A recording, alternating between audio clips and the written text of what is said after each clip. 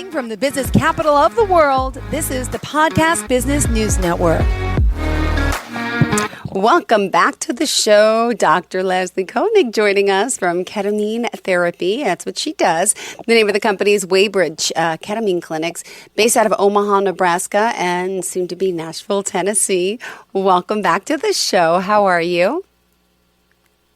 I'm good. So good to be back. Tell us a little bit about the clinics, what it is you offer, and it's really, to me, I've only learned about this talking to you the past few weeks, but it's like groundbreaking, and I've heard of it in the past. I didn't know as much about it, and I feel like a lot of people may be miseducated on this, but to know that ketamine does wonderful things, and it's helping so many people. Yeah, it really does. So our background is that I am an emergency medicine physician who has opened this IV ketamine clinic. We do everything here in the clinic through an infusion. So it's very safe and monitored setting here in Omaha, Nebraska, right by the Lakeside Hospital. If anyone wonders where in the Omaha location, we're kind of west side. Okay, great. And how do we find you? waybridgeclinics.com, or give us a call anytime, 402-965-1371. Great. What did you want to enlighten everyone with today? What aspect of ketamine therapy did you want to start with first? Well, I wanted to go into some of the safety measures that we really prize highly here at Waybridge. So as I mentioned, I'm an emergency physician, which means that I've done a large number of sedations. So people come in with a broken arm, or maybe they're an AFib and need to have their rhythm changed. So like getting shocked or being intubated. So some of these big procedures that happen in the emergency room are what we bring into the clinic with that safety in mind. So a lot of patients have said that they will investigate our clinic, and that is a key thing that helps them change their mind about how we do things, is because we have such an eye for safety. And I just wanted to discuss that more about that, because some people may not realize how we are so different in that way. All right, let's bring it on. Thank you so much. Are you still hearing me and seeing me okay? Yeah, it's a little choppy, but we can make do. All right, perfect. Go ahead then. Let's continue. Sure. So as an emergency doctor, I like to have everything planned out. You know, I have a plan A, plan B, plan C. And I like to have just everything set up for whatever might happen, including the worst case scenario. I let people know often that I'm the worst case scenario doctor. You know, I plan for the worst, but I hope for the best. Yeah. And so ketamine being a sedative, while being a very, very safe sedative, we want to make sure that we have everything in place for that worst case scenario. And in ketamine's case, the key things are that it can be something that can put you to sleep. So we want to have all the equipment ready, like an anesthesiologist might, or we might have in the emergency room. So when I set the clinic up, between both here in the Omaha location and in Nashville, we have a crash cart because we are all emergency trained, and that's just how our minds work. We think worst case scenario with a crash cart. What does our crash cart have in it? Well, we are constantly monitoring everybody. We have constant IV monitoring, because really we want to make sure that we can keep track of your oxygen levels during the session. And at times for patients, for example, who have CPAP machines at home, we'll have that available for our patients if their oxygen starts to dip as they're going through their session. We also have all the airway equipment that might be needed in case. However, again, ketamine is one of those medicines that is so incredibly safe that it just sits and gathers dust. So I have a bag valve mask. I have all of the intubation equipment, but again, that's probably more for my sense of well-being, because I know that's above and beyond what's truly needed. And in fact, I've had people come work here from urgent cares and say we're better staffed than that. Wow. So I just want to make everybody know that we have a huge attention to safety. And again, I'm today being Veterans Day, I just wanted to highlight as my time in the military, I got used to drilling quite a bit. So I brought that into how we do things here. We run through drills, we run through airway drills, not only with our medical team, but with our administrative staff.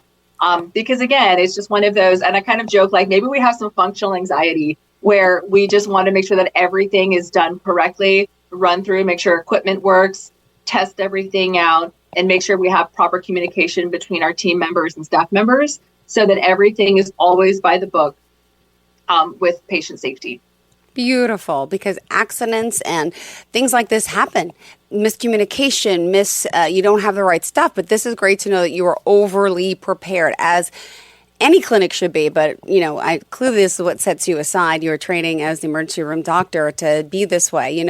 I just totally random, but you think, I got to say this, a company like Mattel, huge worldwide company, right, produces toys and stuff, would not be going through what they're going through. Did you hear what happened today with the Wicked dolls? No. They have the whole movie coming out, the big Wicked movie coming out with Ariana Grande. It's all promoting, and they released all these dolls to the stores only to, after, think about how many times, many hands it goes to check that on the box, they have the wrong website. It goes to a porn site instead of the Wicked movie website.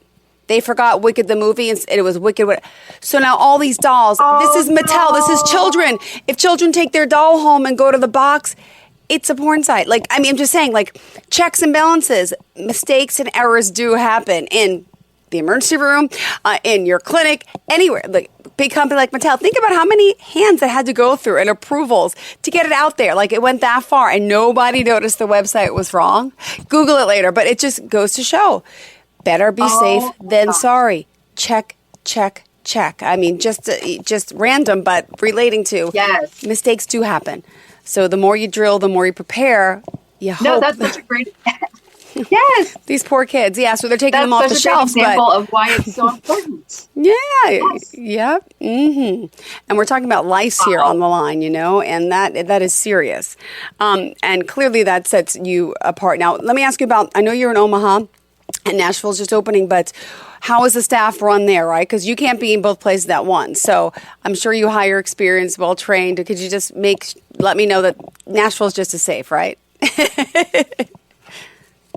Oh, yes. So it's one of those things where I don't see the need to lower the bar or the standard. It's one of those things, hire slow, fire fast is one of those concepts when it comes to running a business well.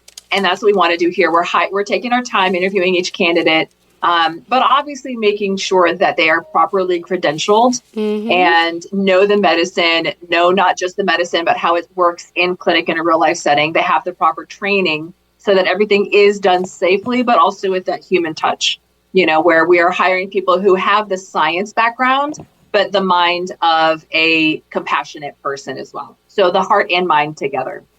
And so that's how the Nashville location is also going to be, where they've done their proper study. They have the right mindset, hopefully have some critical care experience, have some experience sitting at the bedside with patients during critical times, because a lot comes up during these sessions, and we want to make sure that is happening. And I already know our new medical director over there in Nashville, Dr. Kevin Stoper, and he is an emergency doctor as well. Knows ketamine in and out, but also has the heart for this kind of work. So we're kind of slowly forming our team, hiring slow so that we can just do it right the first time, So and you mentioned some concept, of those patients. Measure twice, measure 3 times, really. And okay. Now, you mentioned some of the patients, it's good to have critical care, training. What are some of the things that, are important to that patient who's there doing the treatment? Sometimes what happens when they wake up, or do they need someone to talk to? What happens in the process of waking up? Well, yeah, that's a huge part of the mental health aspect of it. So a huge part of the waking up is everything okay? Because you can only kind of safely go into the ketamine experience knowing that everything is medically being cared for.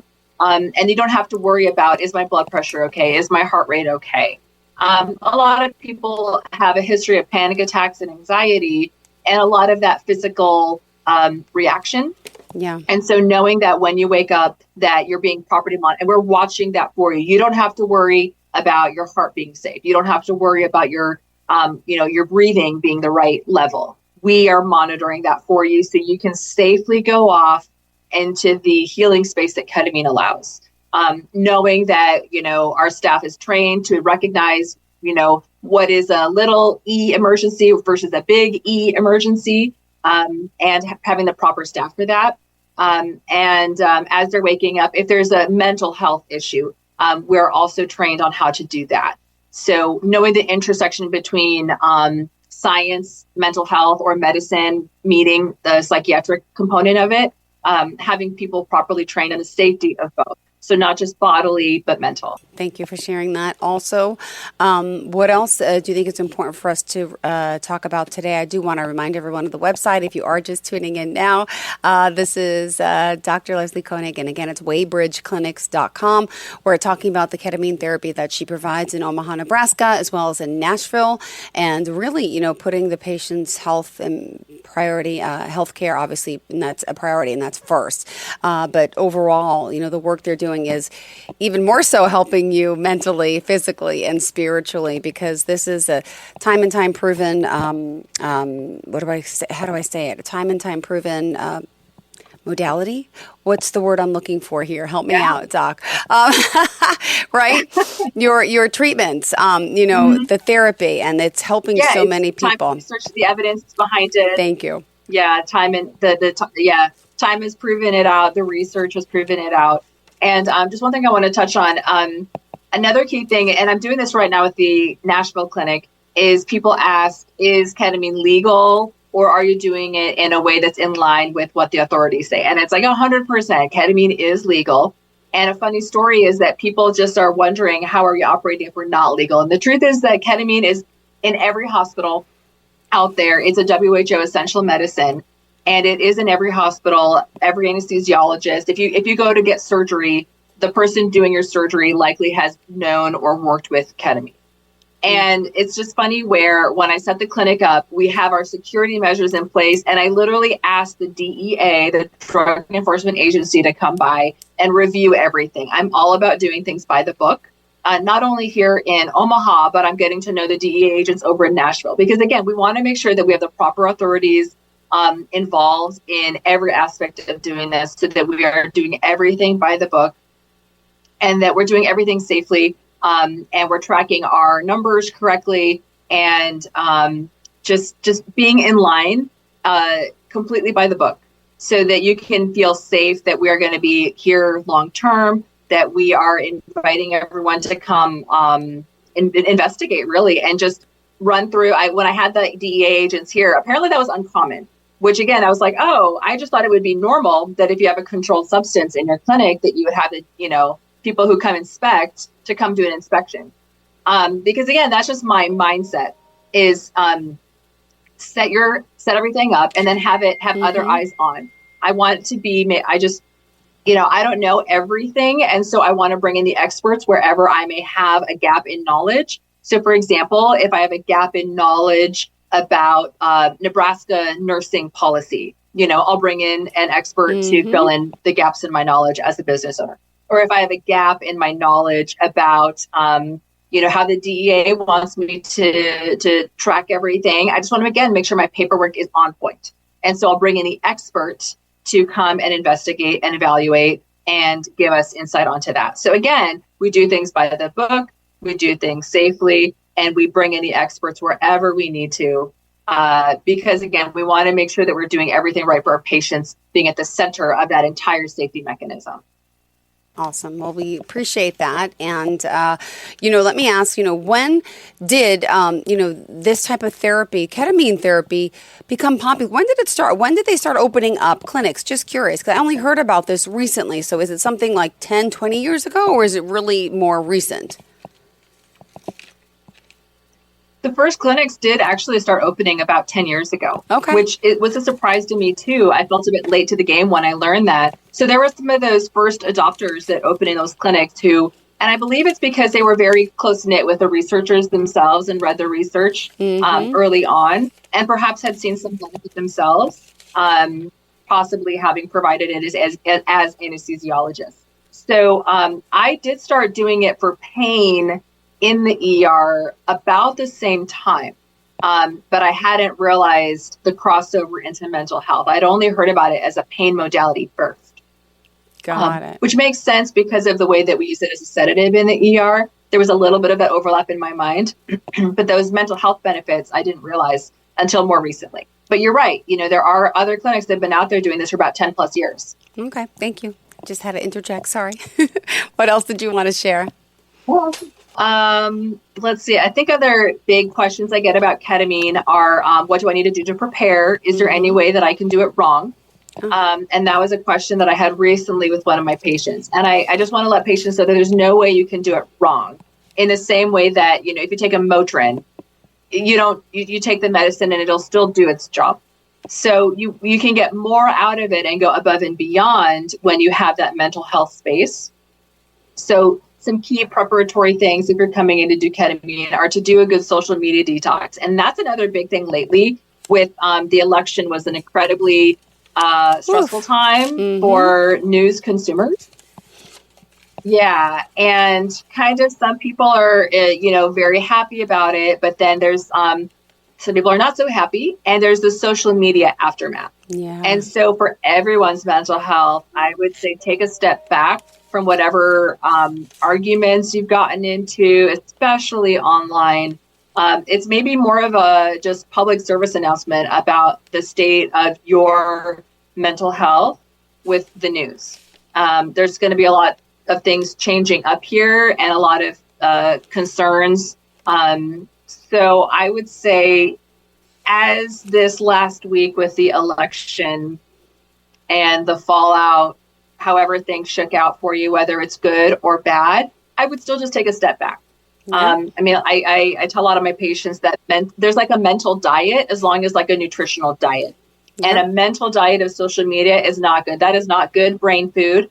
And so that can play negatively into a ketamine session when you are anxious coming in already.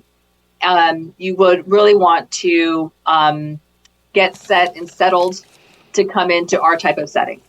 So kind of, again, public service announcement just in general. Let's take a step back, calm down, take a few deep breaths, and then re-enter the social media space just with a little bit of mindfulness. So that's a very key thing I have to remind all of my ketamine patients at all times, is to be very aware of what their mental diet is. What are you putting into your brain? What is your attention focusing on? Is it very negative? Is it very anxiety provoking? And while that kind of dopamine hits your anxiety to have more answers and more knowledge, it's a bottomless pit. So you're never going to find it with more scrolling. You're never going to find the answers on the next scroll with whatever social media you're on. I took a 2-month hiatus this summer. It felt so good. I didn't go on. I didn't post anything. And it was just, I'm getting texts, are you okay? Are you alive? And I'm like, yeah, just realizing how much, when you get that alert once a week, if you have an Apple iPhone, it tells you how much screen time. And it said it was I don't know, 12 hours. And I'm like, what? I've been on my phone 12 hours this week? Like, what? Like, what am I doing? I'm like, yeah, I do my emails, but I'm like, whoa. Then you realize you have a problem and it's not good. That was a nice break, and I will do it again. Yeah, it's amazing how much your phone doesn't need you. And when you put it down, that pull towards it can release pretty quickly. And then if you were to fill that time with all the things that you say you want to do, filling your time with those important things like the exercise you want to do, the time reading a book that you wanted to do, just filling it with those important things first is so, so key. And so, for example, with ketamine, we advise patients to exercise when they're doing the treatment to really start those new lifestyle changes. If you want to start going to the gym some more, when you do your ketamine treatments, that's a great time to start because you can really implement those new habits and continue them with more ease. As they have that lifting of mood, you feel more motivated to go back to the gym, or you feel motivated to go to the grocery store and eat right. And people just start noticing journaling, for example. Patients become journalers. So again, there's no wrong way to enter into this medicine. We'll meet you where you're at, no matter what is happening. If you're a highly anxious person and you've done everything that I just said, that's okay. You can still come in and we can do the treatments, and you can just see how much you can add to your life going through. So there's really no wrong way to do it, but there are certain ways that you can help the medicine be just a little bit more effective, such as doing that social media detox, adding in the exercise, and giving yourself the time and space to develop those good habits through your session. Is there any restrictions on what you can eat and what you could drink afterwards or beforehand? Like no alcohol afterwards, or what are those things that could affect you? Yeah, I would advise to minimize the alcohol. If someone has a alcohol use disorder, we would want them to not be using during the treatment. While ketamine can be helpful in many substance use disorders to reduce those cravings, the clinic setup that we have is more supportive of depression, anxiety, PTSD more than substance use. Okay. And so if there are any active alcohol users, like a daily use, such as, 2, 3, 4, 5, 6 plus drinks, that will interfere with the medicine. And I've certainly had to tell patients that it would be best if they would go to a treatment program first and then come see us. Perfect. So, however, if you have your social drinker, I only drink on weekends, or I have a glass of wine here and there, that is perfectly fine. But I would recommend to get the most out of the medicine to diminish your use of alcohol. Increase fluids like water. I mean, stuff like that is going to help you hydrate more, or does that lessen the effect of it? Oh, I'm a military doctor. I will always tell you to hydrate more. But before the treatment, we do treat it like as if you're going to get your wisdom teeth out, where you want to be fasting and not have anything to eat or drink. So ketamine can cause a little bit of nausea during the session, and so we want to minimize that by having nothing to eat or drink for 4 hours prior. Perfect. Thank you for that. And for those, we always do a quick little overview. I don't think we did today, but just about some of the people that come to you and some of the things they're suffering with that ketamine could be such a success in helping them. Could you share? I know you mentioned chronic pain, anxiety. What other things? It really shines with treatment-resistant depression and PTSD. So people who have tried 2 or more antidepressants and still are not seeing the results that they are hoping for. And then PTSD, there's a lot of data. When I do the graphs, they really, depression and PTSD mirror each other with how much they drop. And so that's why we have partnered with the VA, and you can go, any veterans can go to their VA, and if they have depression listed as a diagnosis, we can get a referral so that will be covered by the VA. Wow, I didn't know that. And here on this Veterans Day, that's beautiful. I didn't know that. Oh my gosh, that's amazing. Yeah. That was something that we wanted to implement in Nashville too, because I know there's a large veteran population there as well. And I'm also trying to get in with active duty, so I'm working on it. So check back in often with us, with our social media, with our website, and we'll be hopefully posting more and more there as we get more and more coverage by, say, the VA and hopefully in the future insurance companies. Yay. All right. Yeah, that's another thing, because right now, it's mostly out of pocket, right? But you said slowly but surely, right? Are they accepting some insurance, for these treatments for people? Yes, some insurances, depending, will partially cover.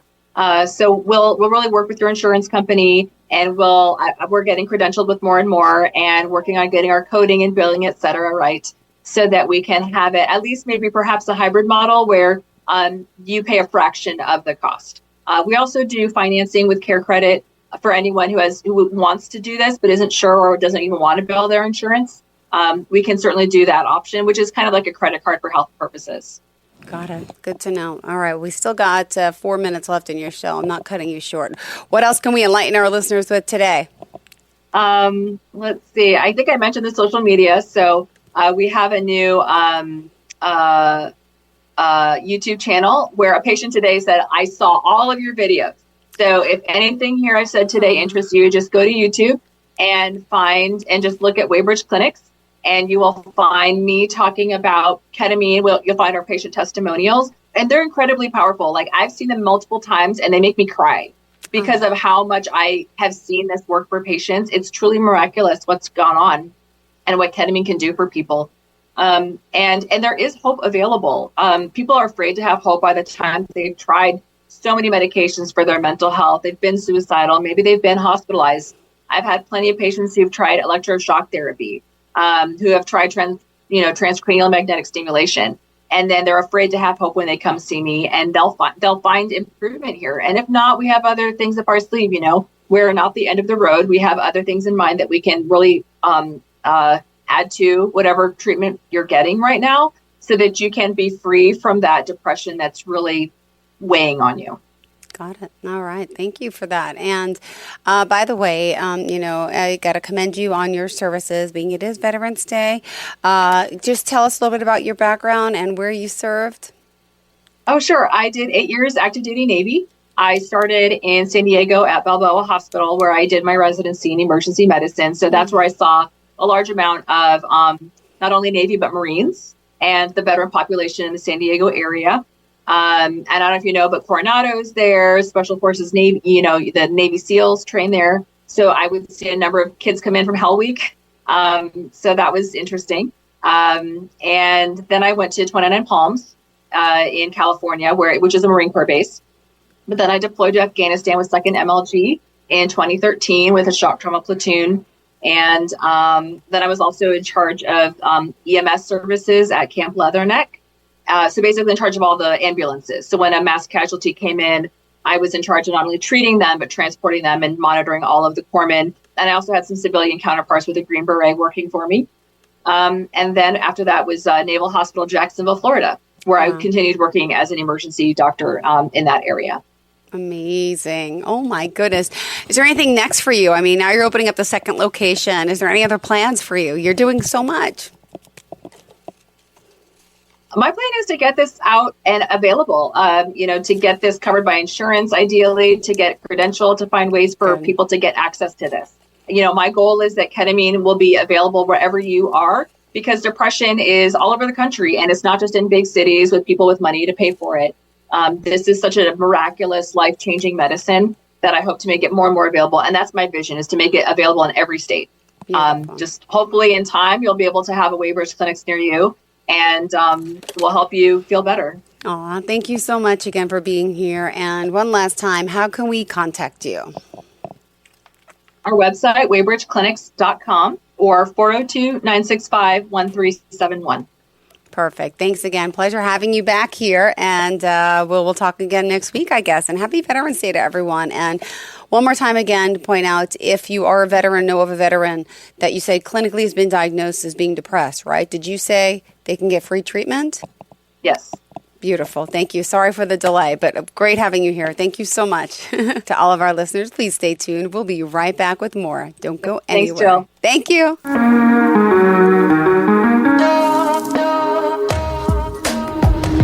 Broadcasting from the business capital of the world, this is the Podcast Business News Network. When I was little, I didn't talk for a long time. I liked things to always be the same. Anything new or different would scare and upset me. I was very sensitive to lights and sounds. It was almost like I had bigger eyes and ears than everyone else. So I built secret hiding places where nothing could get in. I didn't like looking people in the eye. It made me feel uncomfortable.